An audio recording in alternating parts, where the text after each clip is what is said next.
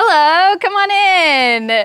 Today you are going to learn a lot of household vocabulary as I walk around my house and show you all sorts of things that are useful for your daily life to know. If you want to increase your vocabulary and be able to express yourself about the world around you, this is the video that you want. If you're new here, hi, I'm Vanessa from speakenglishwithvanessa.com, and I have been teaching real life English here on my YouTube channel for over the past 10 years to now more than 7 million of you. Thank you so much for learning English with me. Today, you are going to also have a free PDF worksheet with every single vocabulary word you are about to learn. This is the vocabulary worksheet that you need to be able to remember all of this vocabulary. So inside the worksheet is all of the vocabulary, plus there is a bonus speaking practice with me so that you're able to use what you've learned right away. All you need to do is click the link in the description, enter your name and email address, and voila, this vocabulary worksheet plus bonus speaking practice will land in your email inbox. It is my gift to you. All right, are you ready for household vocabulary? Thanks to Dan, my husband, for recording this. And thanks to you because now I have cleaned my house. Come on in. I'd like to show you, this is a front door. My front door is a little bit dirty, but this door is what helps to keep out all of the cold in the winter, all of the heat in the summer. And for us, this is where we hang our bags or our coats.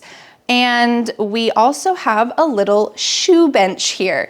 So this is where we put our shoes. In the US, not everyone takes off their shoes inside the house, but we do. This is generally what we like to do. So we have a little spot to put our shoes. There are 5 people who live in my house, 2 adults and 3 kids. So there's lots of shoes and our summer hats and things that we might need as we get out of the house. All right, I'm gonna bring you into the kitchen. We're gonna start there and then we'll make our way around the house. Let's go.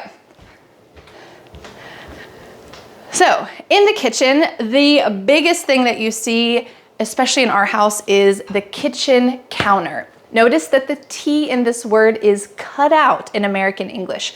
Kitchen counter. You can say counter, but we often just cut out the T. On the kitchen counter, I have a cutting board. This is a wooden cutting board, but you can also have plastic cutting boards. My kids decided to make some beautiful vases of flowers, so thanks, kids. And this morning we picked a bunch of stuff from our garden. Usually this kitchen counter is covered in stuff because this is what's called a drop zone. And that means anytime we come into the house, things just get dropped here. People put things here, so it's pretty clean. Thanks for making me clean this today. Over here, we have the kitchen sink. There are 2 sink basins here. There are some dirty breakfast dishes in the sink. This is a faucet, and these are the hot and cold faucet handles. And we have installed something that is not in every American home, but this is for drinking water. So under our counter, we have a filter, and this is extra filtered water because I'm kind of a water snob, which means I love good quality water. And I'm not gonna buy it. I don't wanna buy plastic bottles of water, so we have it here. Thanks to my husband, Dan, for setting up this filter. I appreciate it. Here we have a coffee maker and shelves with various things. We eat rice and bake with flour a lot, so I keep those out. And we have some curtains. Here we have a nice kitchen window, and we have decided to display some little knickknacks on the shelf. These are like little rocks and feathers and stained glass, little things that end up there. Knickknacks are small, usually not very valuable things, but things that you like to look at. All right, let's come on over here. Here we have my beloved tea kettle. This is an electric tea kettle. These are becoming more popular in American households as people are drinking herbal tea, especially more often. I drink black tea every morning, so I use it multiple times a day. Here we have a coffee grinder if you like to use whole beans, which my husband does. We have a toaster. This toaster has space for 4 slices. There are 5 people in our family, so sometimes this causes a little bit of difficulty, but it's okay. Usually we put our eggs here, but we have no eggs. And this is the stove. Now, some people call the top the stove and inside the oven, but really in the US, sometimes we use it all interchangeably. Be careful, the oven is hot. That might mean this top part is hot, even though technically this inside is the oven. So you might hear that and don't think that it's technically a problem because people just speak like that. This is our frying pan. We use that almost every day to cook some eggs. And over here is our refrigerator. You might be thinking, Vanessa, American refrigerators are huge. And you're right. This is the refrigerator, and down here is the freezer. Sometimes freezers are on the top, sometimes freezers are on the side, but this is the way that ours is set up. We have a baby lock on it because my 3-year-old loves to open the fridge and just say, what am I gonna eat today? I know some adults that do this too, so we have a little baby lock so that she doesn't just keep the fridge open. There are 2 things in this kitchen that I missed. The microwave, pretty self-explanatory. In the US, these are often above the oven or above the stove because there's a little fan button here.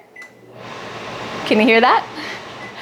And this is what you could use if you're cooking something that's really stinky or smoky. So yesterday I was caramelizing some onions and our whole house started to smell like onions. So I turned on this and it helped a little bit. It's not super strong. So I know in some countries you have a hood that comes down over the stove and that's really gonna soak up a lot of steam and smells. This is not very strong, but it's all we have. All right, I'm gonna show you one more thing right over here. This is our beloved dishwasher. Thank you, dishwasher. So in here, this is where we can put our dirty dishes at the end of the day. And we usually just do this every night, throw all the dirty dishes in here, and by the morning, they're clean. What a miracle. And we have our trash can over here. A lot of American households will have one trash can either out or maybe it will be under a counter, but this is the only place that we could keep ours. All right, while you're here, let's go over to our dining room. It's technically not a separate room. There's not a wall or a door between our kitchen and our dining room. So this is considered an open concept. That means there's no doors separating the kitchen from the dining area, from the living room. It's all kind of one big room, which is kind of a modern thing. Ours is a little separated, you'll see in just a moment. But here, this is our dining area. Maybe not quite a dining room, but this is where we eat, especially in the winter. Usually in the summer, we like to eat outside on our deck because it's beautiful weather. But we have a round dining room table. It's not the most space efficient, but I love it. I think it looks really cool. And we have our dining room chairs. In the dining room, there are 2 little closets, you could say. This is where we keep any kind of dry goods. So we have pasta in here. I have some breadcrumbs, these types of things. There's cans down here. This is like a pantry, but also we have that in here as well. So we have kind of 2 pantries. This one's pretty small and this is pretty much it here. But a pantry is where you keep dry goods. Dry goods are anything that doesn't need to be refrigerated.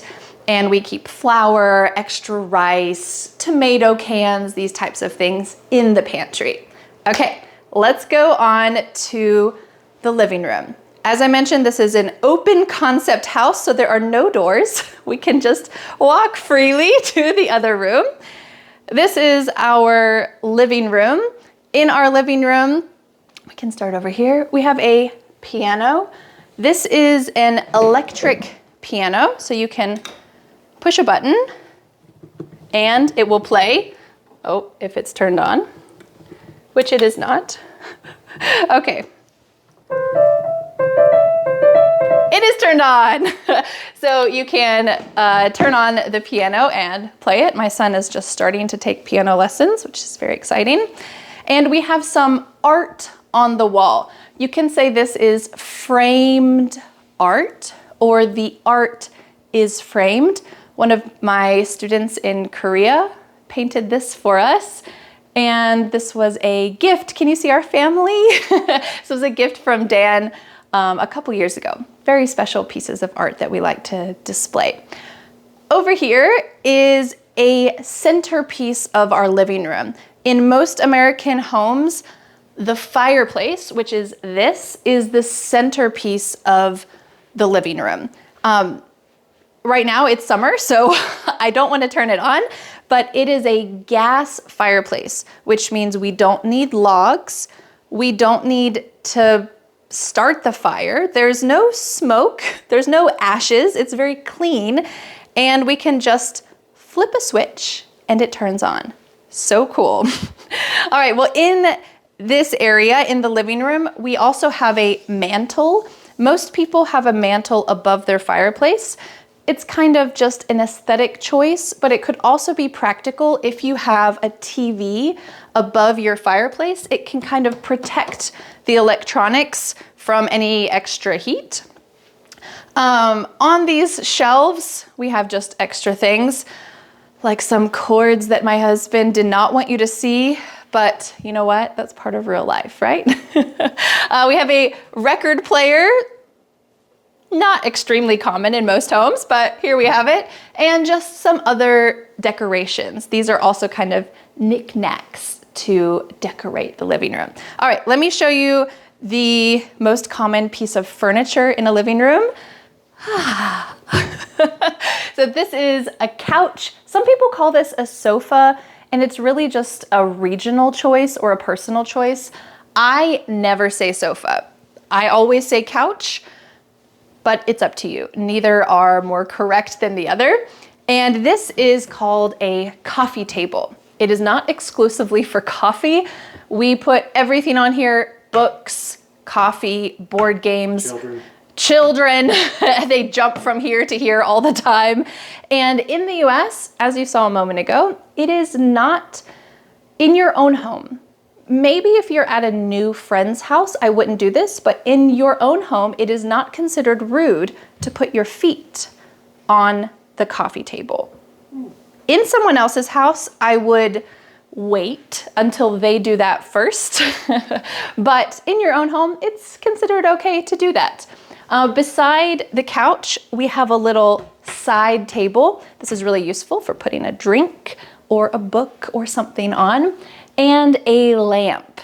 This is a standing lamp. You can see that here. All right, let's take a look at the windows. Let's take a moment to talk about some window vocabulary. So these windows are lockable. You can lock these windows and they slide up and down. Right now it is really hot outside, so I don't want them to be open, but you can lock them to prevent intruders. And these ones you can open. Some windows you cannot open, so these are fixed windows, but most windows in American homes have some kind of opening mechanism. Let's go to this spot here. This is a thing that we could use many different vocabulary words for. Some people might say it is an easy chair. It is comfortable. Some might say it is an armchair because it has these little arm rests right here. We just call this our white chair or our IKEA chair because we got it at IKEA. And again, there's another little side table so that you can put your coffee on it, put your drink on it, put your book on it. Very convenient. There are other words you could use to talk about this, but I think those are the most common. All right, are you ready to go into a room that I usually do not let people see? Let's go. Over here, you will see, dun, da, da, the laundry room. This room is oftentimes a big mess, so come on in, I guess. This is usually a little closet in American homes where people can do the laundry. In some big houses or more modern houses, this room will be really big, but ours is just kind of a closet. And I have a washing machine here, and I have a dryer here. In the US, it is really unheard of to not have a dryer. Everyone has a dryer. This is really common. If you live in the US and you do not have a dryer, let me know in the comments. This is really common. So in the laundry room, I keep my laundry soap. Some people call this laundry detergent. And sometimes I like to put other things in it, like this is borax. It just kind of helps get grime and dirt off of clothes. So I pour both of those into the washer with my clothes and it cleans them. In this room, we have lots of other things like tools and board games and toys and yoga mats, all sorts of things, litter box for the cats. This is what we might call a utility closet. It's a very useful room, and we are constantly having to organize it and reorganize it because it stores a lot of stuff. This room is kind of an unusual room. It's not the living room. It's just an extra room, but there's no door here, so it's connected to the living space. Now, we used to call this the playroom because we had a lot of kids' toys in here, but now we don't. We just have some books and some Legos, and we kind of redid this room a bit, and now it's a reading room or a resting room. And as our kids get older, it is nice to have separate resting places. So some people can be on the couch in the living room, some people can be in here, and it's a little bit nice to have some separation sometimes. All right, I'm going to bring you into my office. This is where the magic of Speak English with Vanessa happens. So come on in. This is a new room. I would like to introduce you to the Speak English with Vanessa office. So this is my home office. A lot of you probably work from home and you might have a dedicated office space like this, or you might not. It might just be your kitchen table or your couch. But last year we made this room from scratch, which means this space used to be outside. It used to be a deck outside, and we hired a contractor or a builder to change it into part of our house. So I finally have my own office. It is wonderful, very exciting. Here I work on a desktop computer that is here. I have many things to do with this job: speakers, microphones, cameras, hard drives, printers, lots of equipment. Over here I have some clothes that I use to film. I have lights that I use, and another lovely window with some curtains. And you can see the landscaping maybe outside. I'm not sure if you can see that through the window, but Dan loves to landscape, and he has been working hard to make this area outside of our new window really pretty and pleasant to look at. All right, now we are gonna go down to my bedroom. We're going to go down the hall into my bedroom. We'll talk about some bedroom vocabulary, some bathroom vocabulary, and some closet vocabulary as well. Are you ready? Let's go. So this is our hallway and the light is burnt out. We have not changed the light yet. So I don't know, that's just what happens in daily life, right? We have my kids' bedrooms, which we're not going to go into. And here is my bedroom. We have done a couple videos in here in the past where I was talking about changing the sheets and this type of vocabulary. But in a bedroom, of course, the most common thing is a bed. And usually in American households, like you see here, we have a nightstand. Usually there's a nightstand on either side of the bed. And I have some books, a baby monitor, a little light, and my alarm clock here. There's often a drawer or a little box under there. And this is a common setup. On the bed, we have a quilt. This is something my husband's great grandmother made. Amazing. We have a duvet. We have a sheet, which seems like a lot for the summer. Maybe we don't need all of that. And a bunch of pillows, because I love pillows. I love sleeping with pillows. I don't necessarily like decorating with pillows. And I would say in 100% of American households, there is an unbuilt computer in a box in the bedroom too. In our house, we do not have two things that are really common in a lot of households, and that is a garage and a basement. These are common places where Americans store things. So because we have no garage, we have no basement. When there are things that are projects we have not done yet, like this computer. My husband's going to build a new desktop computer for the office because that computer's quite old, it needs updated, and he built that one. So he's going to build this one, but it just hasn't happened yet. So where are we going to put those things? Well, probably like you in your house, you just have to put them somewhere. It might be a closet, it might be in your bedroom, but that's just what happens. So in a bedroom, you sleep and you get dressed. So here we have a little dresser. This is a dresser. And there are drawers. This pronunciation trips up a lot of my students. So listen carefully when I say it. Drawer, drawer. It almost sounds like J-O-R. Now, the D, you can say drawer, drawer, a little bit of a D, but it often just sounds like a J. So if this word is really tricky for you, just think of J-O-R, drawer, drawer. This is a drawer. It holds, for example, my husband's shorts, and these shorts are folded in the drawer. Usually you put folded things in the drawer. And let's go to the closet, and then I'll take you into the bathroom for our finale. All right, this is our closet, and there's a special word for it because this is the biggest bedroom in the house. This is called the master closet. This room is called the master bedroom because it's the biggest.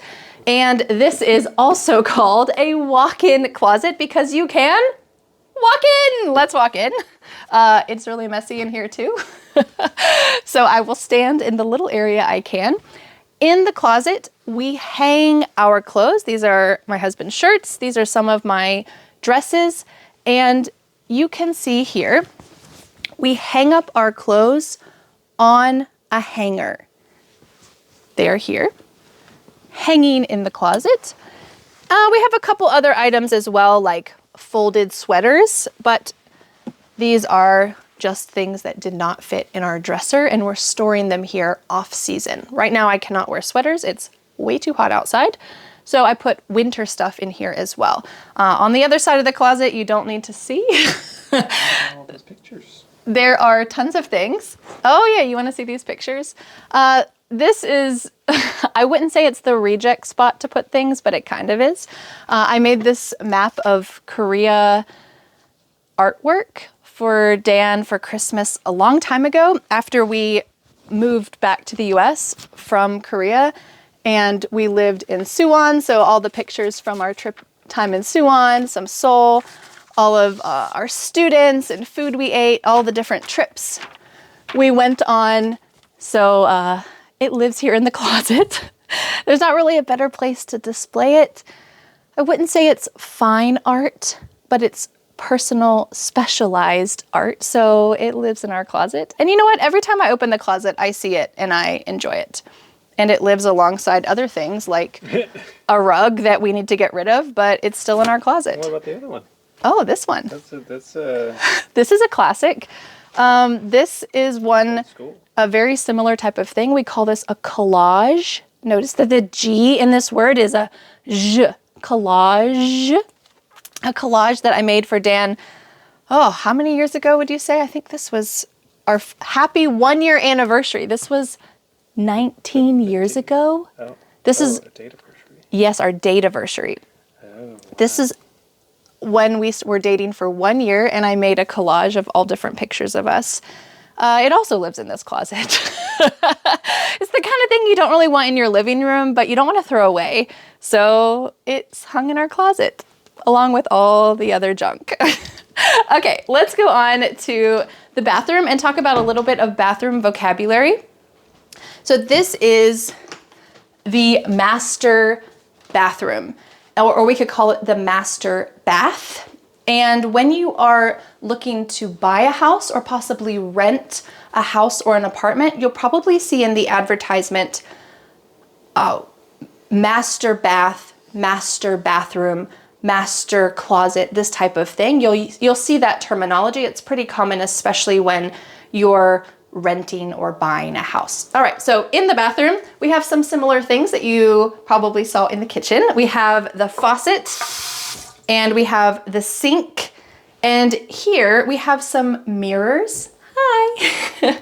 And behind the mirror is a little secret. Dun da da.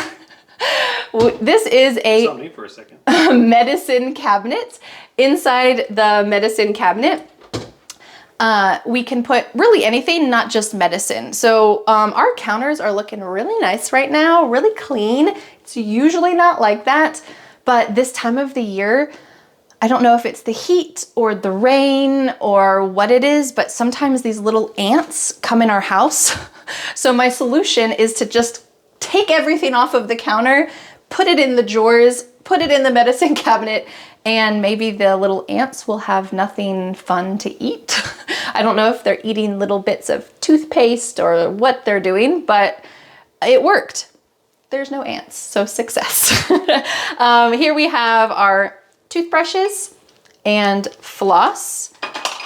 This is some hand soap. This is different than dish soap. Usually dish soap is a little bit more abrasive or drying on your hands, but hand soap is not drying. All right, here we have things to wash yourself. These are bath towels for your entire body, and they are big for your entire body. And this is the shower. Our shower here in the master bath does not have a bathtub. We have another bathroom that is in our hallway that everyone who comes to our house can use and our kids use. It has a bathtub, but this one just has a shower. And here we have a shower head inside the shower. And there are various items like shampoo or conditioner or soap that you can use to clean your body. All right, come back here. We're going to take a look at the toilet. Aren't you so excited? So this is a toilet, but the word toilet is very different from British English toilet. In British English, if you go to England, you will ask, where's the toilet? Can I go to the toilet? Where can I find the toilet? It's very common to say toilet for this room. But in the US, we never say this, do not say this at all, because the toilet, it feels like a dirty word. I mean, it is kind of dirty, right? And it feels quite explicit. I would rather say, where's the bathroom? I need to go to the bathroom. It's a little more indirect. I don't need you to know that I want the toilet, so I'm not going to say that. So I know when I visited the UK and I needed to say, where's the bathroom? I had to ask, where's the toilet? And I felt so weird. It felt so dirty to say that, but for people in the UK, it's very normal. So in the US, we say, where's the bathroom? And this item is the toilet.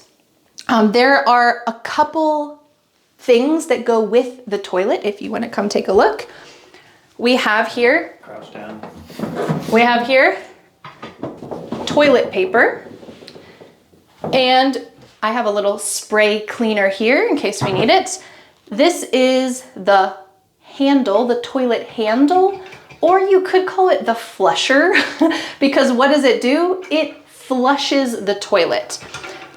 Beside a toilet, oftentimes in homes, you will see a toilet brush. This is for cleaning the toilet. And you will see a plunger in case the toilet gets clogged, which is the term that we use if it is full and it will not flush. You need a plunger. Hopefully this doesn't happen to you where you're at someone else's house and you need a plunger, but you know what? It's happened to everyone. And now you know the vocabulary. All right, let's come on out here. Okay, I have to explain this picture. This is Misty the unicorn. We found this at Goodwill, maybe 16 years ago. Yeah, the first year we were married. And I think Dan went into Goodwill, which is like a common secondhand shop in the US. And I was waiting in the car and he came out with a big smile on his face, holding Misty. And I was like, what are you so happy about? And he showed me and said, behold, the greatest thing ever. And it has a little clock that doesn't work anymore. But for our entire marriage, we have displayed Misty in our bathroom. No matter what house we lived in, Misty lives in here. It's just kind of a funny, very 1980s artwork. And it lives in our bathroom. All right, let's go on out here for a moment.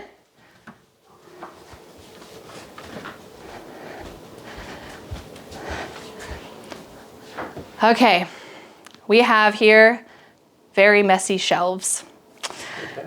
You're welcome, and my cat. Here is where we display all of our books, but because it's in our bedroom, it's not really a display. It's kind of more of a storage spot for those types of things.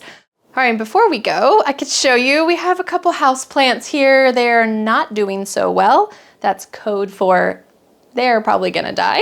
But we have some houseplants that we keep in our bedroom. These are mostly our kids' plants that they take care of or don't take care of. I don't know. I'll let you know in a year if they're still alive or not. Well, thank you so much for learning all of this household vocabulary with me.